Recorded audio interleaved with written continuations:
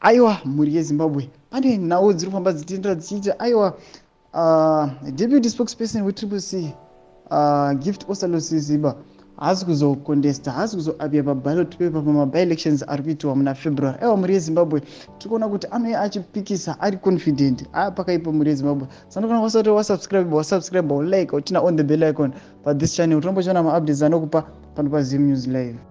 Aiwa, saka mhuri yeZimbabwe tinoona kuti aiwa Gift Ostallos Siziba anouya nemufaya, anouya nemoto, nokuti panapa pakanyorwa kunzi anouya kuti fellow citizens, I extend my new year greetings to you all. On February 3rd, 2024, I'll be participating in a by-election after being illegally recalled a few months ago as a legitimate representatives for the Pelanda Chavalaba parliamentary constituency.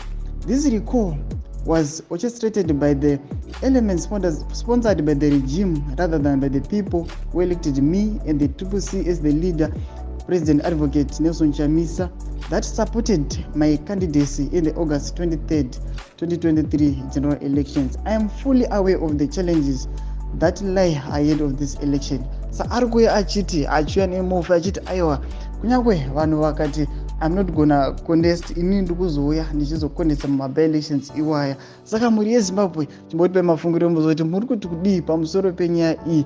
Tikuona kuti vanhu veTCC vane nharo, vari kuti aiwa isi kuzocontesta ndokwatiri kuita, zvatoda kuona kuti muchatimisa here. Saka tipe mafungiro enyu pfudza mupinda mucomment section. Aiwa, mhuri yeZimbabwe motipa mafungiro enyu muchilike, musubscribe notina on the bell icon. Tinombochiona maupdates anokupai pano paZim News Live.